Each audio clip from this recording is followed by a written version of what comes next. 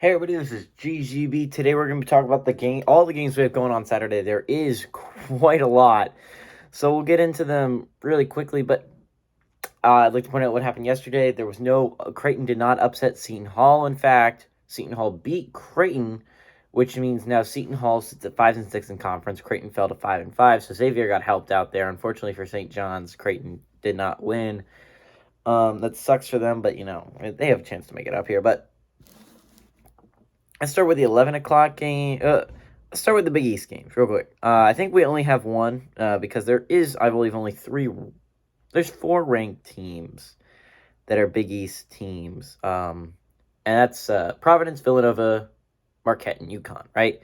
Marquette, I don't believe plays Saturday. No, they play Tuesday. That's their next game.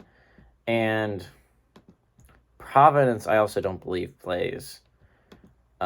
They play their next game's Sunday, actually. So that's the interesting thing about this. There's only one big game in the Big East, but we'll go over at 11 o'clock. We have number 17 UConn, which is at 15 and 5, traveling to number 12 Villanova, which is at 16 and 6. Villanova here with 6.5 points on Fox. So obviously Villanova they're in a pickle, right? Villanova is 2 games in the loss column behind Providence.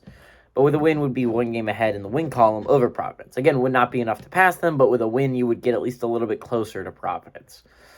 On the other hand, with a loss, you fall to 9 and 4. Not bad quite yet, but Marquette would then sit only half a game behind you at 8 and 4. So big game Villanova is playing, a game that could determine whether they're going to be second place or third place next week. It's going to be interesting.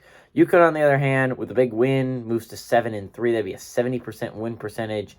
8 and 4 is, do the math real quick, 66% win percentage. So with a win here, actually UConn would pass Marquette in the standings. Now it seems weird because they have less wins, but they also would have a better win percentage at 70 than Marquette right now currently has at 66. So, in a way, Marquette would kind of like them to win because it would make Villanova closer. But on the other hand, a UConn loss would also give them some room. By the way, so Marquette would be torn here. If UConn wins, they move into 4th place. But on the other hand, Marquette can easily make that ground up, and Villanova would be closer to them. So I'd be kind of torn here if I was a Marquette fan. Obviously, as a Providence fan, you'd love Villanova to lose that game. Because it would give you a lot more wiggle room for the Friars. Xavier would love UConn to lose because if UConn loses this game, they fall to 6 and 4, and Xavier would be in a tie for 4th place. So big game to watch if you're Xavier. If you're a Xavier fan, you might want to tune in at 11 o'clock to see if Villanova can pull it out against UConn. Anyways, that's what's going on in the Big East. Let me scan through. So our Big Ten games, we have 11 o'clock, number 18, Illinois, which sits at 16 and 5, traveling to Indiana, which is at 16 and 5. Indiana favored by 1.5 points on ESPN.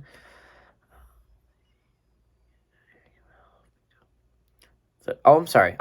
Oh, I'm a moron. There is another Big East game, and I feel like I should mention it. At 1 o'clock, we have Depaul, which is at 10 and 10, traveling to number 21, Xavier, which is at 16 and 5. I don't know how I forgot this game, but Xavier favored by 12.5 points on FS1. Obviously, Xavier with a win. UConn with a win and a Xavier win's not going to do much. But with a Xavier win and a UConn win, as I was saying before, they would be in a tie. Xavier would straight up have 4th place. So if you're a Xavier fan, you're going to be watching that game at 11 o'clock and watching your own team play at 1. Because that's some serious... That's seriousness right there. DePaul, with a win, doesn't really do much for them, but it would give them some wiggle room, right? Right now, they're tied in the loss column, 1 game ahead in the win column over Georgetown. A win here would at least give you some wiggle room over Georgetown. And Georgetown, I doubt you're going to catch up to Butler. Butler, who now sits at 4 and 7. I mean, they're 3 games ahead of you. I don't know if you're going to be able to catch them if you're DePaul. You just like to not be in last place if you're DePaul. So try not to beat Georgetown. That would be what it was. Oh, by the way, also our other Big Ten game, 1:30, we got Michigan, which is at 11-8, traveling to number 4 Purdue, which is at 19 and 3. Purdue favorite 8.5 on Fox. At 3 o'clock, we have number 13, Michigan State, which is at 17 and 4, traveling to Rutgers, which is at 12 and 9. Michigan State favorite at 2 points on FS1. At 5 o'clock, we have Penn State, which is at 9-9, traveling to number 11. Wisconsin was at 17-4. Wisconsin favored by 8.5 points on the Big Ten Network. So let's talk about the Big Ten real quick. Obviously, Illinois sits in first place, and they have control. They have their own destiny in their hands to stay in first place, right?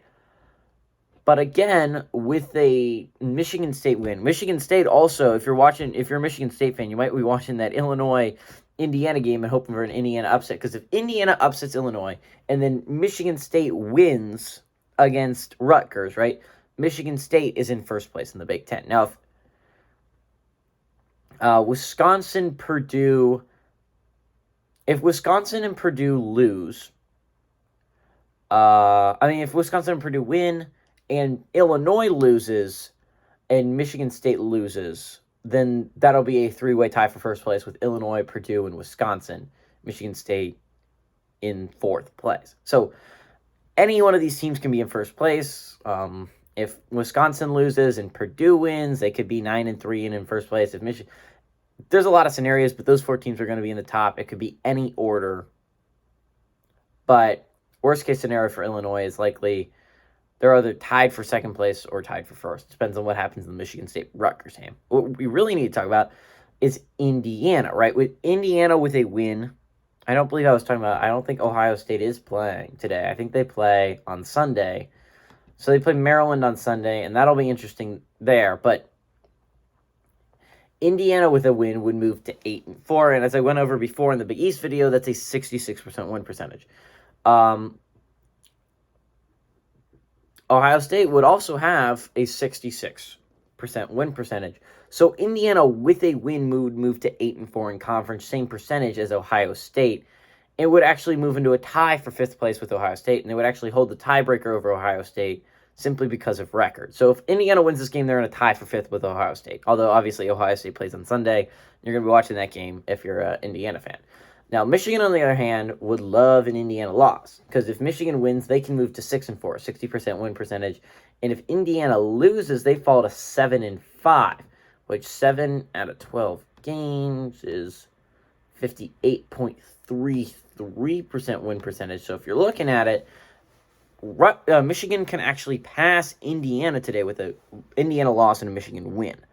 So that's what you're looking for if you're a Michigan fan. Rutgers fans would love a Michigan loss, by the way, and an Indiana loss. If Rutgers is to pull off the upset and Michigan also is to lose and Indiana is to lose, they can enter a tie for sixth place in the Big Ten with Indiana. So that's what you're looking for. If you're a Rutgers fan, Penn State fan, Penn State wins this game. They move to 5-6 and breaks the tie with Iowa. They're right now tied for 10th place in the Big Ten. It would break the tie for Iowa, at least for now.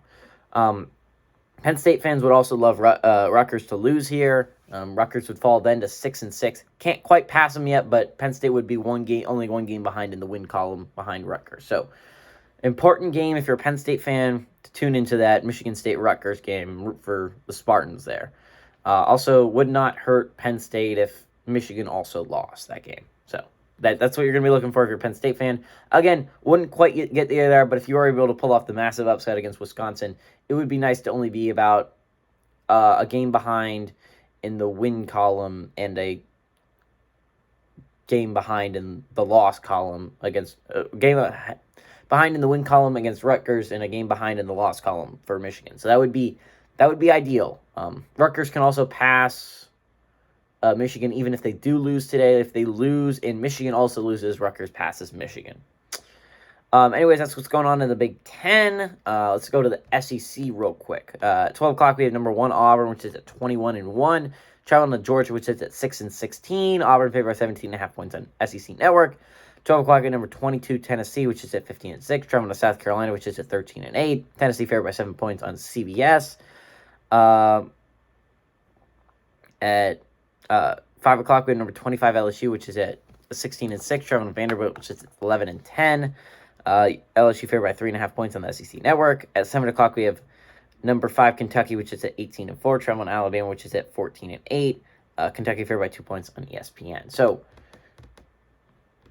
Southeastern Conference, obviously Auburn sits number 1 overall. That's not going to change with a win or a loss today. Now, Kentucky, on the other hand, this is going to be interesting, right? Arkansas plays tomorrow. They play Mississippi State. They play Mississippi State on Saturday, and that's going to be an interesting game. But conceivably, if Kentucky loses to Alabama and Arkansas and Tennessee both win their basketball games, Tennessee against South Carolina, which is likely, and Arkansas against Mississippi State, that one's less likely, they could be in a three-way tie for second place in the SEC. So that'll be interesting there. On the other hand, with a loss, obviously for Tennessee, if they lose their game, they could fall to 6-4, right? But Arkansas's playing Mississippi State, so worst case scenario, I guess, would be Arkansas to win that game and move to 7-3. You fall to 6-4, but regardless, you're going to be in fourth place with a loss, right? Either Arkansas is going to lose and you're going to enter a tie for fourth place, or Mississippi State's going to lose and you're just going to be fine. You're going to be at fourth place all by yourself. That's what's going on with Tennessee there.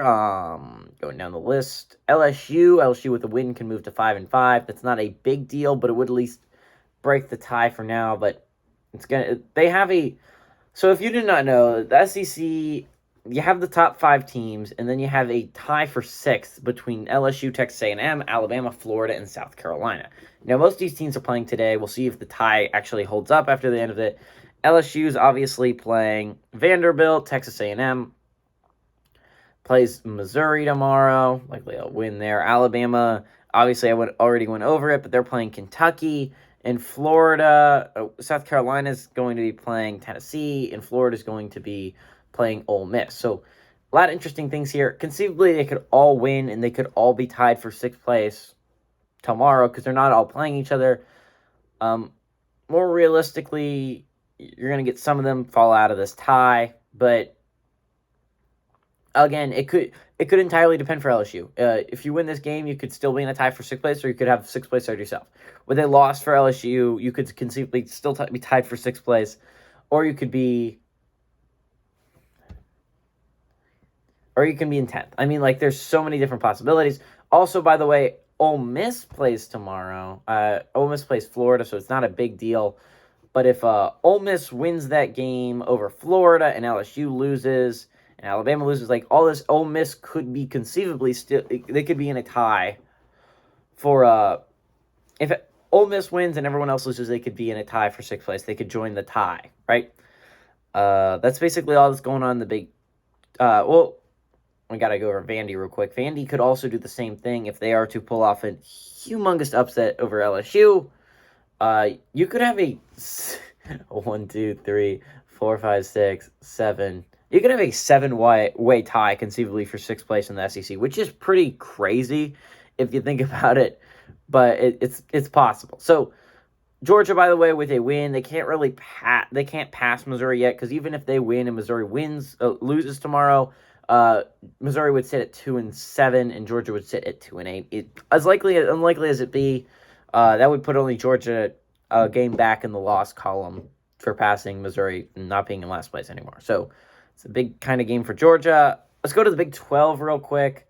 The Big 12, you have some games going on there. 1 o'clock, we had number 14, Texas Tech, traveling to West Virginia, which is at number 14, Texas Tech, which is at 17-5, traveling to West Virginia, which is at 13-8. Texas Tech favored by 5.5 points on ESPN.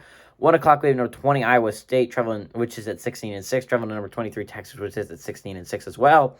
Texas favored by 8 points on Longhorn Network.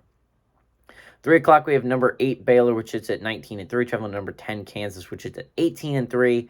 Kansas favored by 2.5 points on ESPN. I believe that is it for the Big 12, but that's basically all the ranked teams there are anyway. So let's go over it. By the way, whoever wins the Kansas-Baylor game will be in first place for the Big 12. Now, Texas Tech, on the other hand, with a win and a Baylor loss, can be tied once again for second place in the Big 12. It's kind of torn if I'm Texas Tech. Obviously, I would like to still get first place in the Big 12, and if Baylor doesn't pull off the upset, it's very unlikely that it happens. But on the other hand, the safe side, you might want Baylor to lose this one just to be in the tie for second place again. Texas obviously sits at 5-4 in conference. West Virginia. No, let's go down the list. Texas sits at 5-4 in conference. Could move to 6-4 with a win TCU plays Kansas State tomorrow. If Kansas State pulls off the upset, Texas could move to 6-4. If Texas Tech loses, which would be conceivable because they're playing West Virginia. West Virginia is actually probably playing the worst basketball in the Big 12 right now. So, I mean, probably not conceivable. But if Texas is to pull off the upset, and I don't know if TCU would have. I don't know. I'd be kind of torn on that one. I would like TCU to lose to Kansas State if I'm Texas. But Texas could conceivably be tied for third place in the Big 12 if TCU and Texas Tech also lose and Texas wins. Now, on the other hand, if Texas loses, they could fall to 5-5. Not really going to make them drop any. Even could move up one even with a loss if TCU also loses to Kansas State because Texas would have a 5-5 record. TCU would have a 4-4 record. Iowa State with a win could move to 4-6 in conference, and that could break the tie going on at the bottom right now. You have the top 5 teams, and then behind that you have a 4-way tie for 6th place with Iowa State, Oklahoma, Kansas State, and Oklahoma State. Oklahoma plays Oklahoma State tomorrow, so one of those two teams will get a win. So Iowa State, best case scenario, you could be in a 2-way tie for 6th place with either Oklahoma or Oklahoma State, depending on who wins that game. Worst case scenario for Iowa State, they lose this game against Texas. They fall to 3-7 in conference, which would really hurt, really sting, considering how good of a basketball team they are and likelihood of making the tournament. That would hurt. You would fall to 3-7. Best case scenario is you're in a tie for 7th. Then a 3-way tie for 7th between whoever Oklahoma State. Worst case scenario, Kansas State also wins, and you enter a tie for 8th with whoever loses the Oklahoma State game. Also, though, worst case scenario, at a worst case scenario, it could be a 3-way tie if West Virginia also pulls off the upset. Actually, never mind. That would be worst case scenario. Changing it again. Worst case scenario, Iowa State loses, Kansas State wins, and West Virginia also wins. You would be in a tie for 9th place with whoever loses the Oklahoma State game. So basically, that's what you're rooting for if you're West Virginia. Everyone loses but you, and you could enter. By the way, if you're West Virginia and you win this game, you're on a 6-game losing streak, so I wouldn't get too ahead of ourselves, but if you win this game against Texas Tech and Iowa State, Kansas State, and whoever loses the Oklahoma State game, they would all be at 3-7, and you could enter. You could be in. You could have 7th place all to yourself, which is pretty impressive considering you're in last place. You can make a significant hop upwards if you're West Virginia. Anyways, that's that's the Big 12 for you. We'll head to the we'll head to the ACC real quick. We only have one game going on in the ACC, and then we're going to go to the Pac-12 and finally the West Coast Conference, and then I'll give you my predictions. So the ACC, obviously, we have number 5. At 5 o'clock, we have number 9 Duke, which is at 18-3, traveling to UNC, which is at 16-6. UNC favored by 3 points on ESPN. Duke sits in first place in the ACC at the present moment. But with a Duke loss, obviously UNC would win. UNC moves into first place in the ACC. Now, but on the other hand, Miami and Notre Dame both sit at 8-3 in conference, and they both have games tomorrow as well. Miami plays Virginia at 4 o'clock, and Notre Dame plays NC State. Both games that could be conceivable that both teams win that game. So if UNC, Miami, and Notre Dame all win their basketball games, they all move to 9-3, and there is a 3-way tie atop the ACC between UNC, Miami, and Notre Dame. Duke with a loss could move to 8-3. I don't think that is quite good enough for West Virginia, even if they do beat Florida State today. Even with that win, I believe they won 9 out of 13 games. Let's see, that's a 69% win percentage. Duke would fall to 8-3, would mean they won 8 out of 11 games. Yeah, it would still be better. So, worst case scenario for Duke, UNC beats you, Miami and Notre Dame both win, and you could fall into 4th place in the ACC. Basically, that's what's going on in the ACC. Obviously, there's more going on, but that's the only ranked team playing, so that's the only game we're going to go over. Pac-12, we've got 2 games going, I believe. 4 o'clock, we have number 19 USC, which is at 19-3, traveling to number 7 Arizona, which is at 18-2. Arizona favored by 11 points on Fox. And then we also have 9 o'clock win number 3, UCLA, which is at 16-3, traveling Arizona State, which is at 6-12. UCLA favored by 11.5 points on ESPN2. So obviously the top three teams are playing. Arizona playing USC. It's going to be interesting. Obviously, if you're UCLA, you're a big USC fan this weekend. If Arizona loses, they fall to 8-2, and USC would move to 10-3. That would mean Arizona has a 80% win percentage, and USC would have a... Oh, come on. 76% win percentage, so not quite there yet. UCLA then with a win would obviously also move to first place, but also UCLA with a lose. I know this video is going on a while, guys. I just thought the time 20 minutes, but I promise you I'm almost there. UCLA with a loss and a USC win could fall to 8-3. USC would move to 10-3, and you would be about 4 percentage points behind if you're USC, behind Arizona, and you could be in second place. Now, if UCLA loses against Arizona State, Oregon and Washington could both... Oregon plays Utah, and Washington plays Stanford. Both conceivable wins for both these teams. So if Oregon and Washington win, UCLA crumbles against Arizona State and loses, USC moves into second place, and UCLA enters a tie for third with Oregon and Washington. Now, on the other hand, USC with a loss could fall to 9-4. I don't think 8-3 overtakes that quite yet for Oregon and Washington, but you're getting close. I kind of want USC to lose if I'm Oregon and Washington, and then I'll watch the UCLA-Arizona State game. That's a more important game to me. Arizona State, again, I said it before, and I'll say it again. They're in a position where I don't think it really matters. Obviously, you would like momentum heading into the Pac-12 tournament, but I don't see you falling below Cal, and I don't see you getting past Colorado. So, I mean, I don't know at a point how much it matters. Obviously, you'd like a little bit more ground on Cal, I guess, but they've lost 9 straight. You got to think eventually they'll win one, though, right? That's Pac-12. We'll go with the West Coast for a hot second. There's only one game going on, obviously, because Gonzaga's the only ranked team. But Gonzaga conceivably could lose this game against BYU. BYU is a pretty good basketball team this year. St. Mary's would stand to really benefit from that if they are to lose. St. Mary's plays LMU, and I got to say LMU, not exactly an elite basketball team. LMU sits in second to last place in the West Coast. So conceivably, Gonzaga could enter a tie for first place with St. Mary's if they are to lose tonight. BYU with a win can move to 6-4, enter a tie with San Diego for 5th place. Could actually move up higher if Santa Clara, who sits at 5-3 and is playing San Diego, so that's the torn thing. If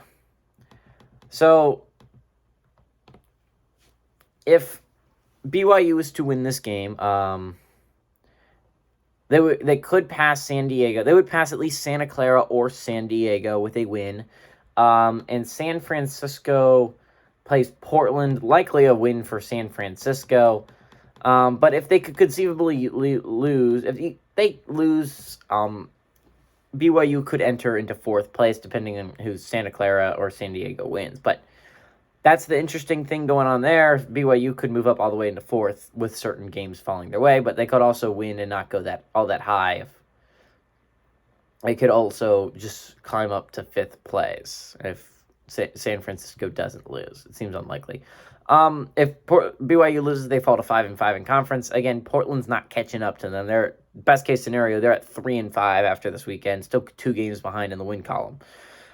So that's the entire game. That's all the ranked games we got going on. I know this was a long video, but I hope you guys stayed to the end of it. I really enjoy making these things, so I hope you guys continue to support them. But who do I think is going to pull off the upset? I'm going to have to go with my boys, the Longhorns. Longhorns pulled it out for me, I want to say last weekend. Oh, yeah, I'm going to say last weekend. I think they did. They pulled it out for me last weekend. They got a huge win. They got me over the hump that I needed to over Tennessee. I really appreciate the Longhorns. It's not like I have a lot at stake. I've already achieved the goal. But hey, everybody, this is GGV saying adios amigos and go Longhorns.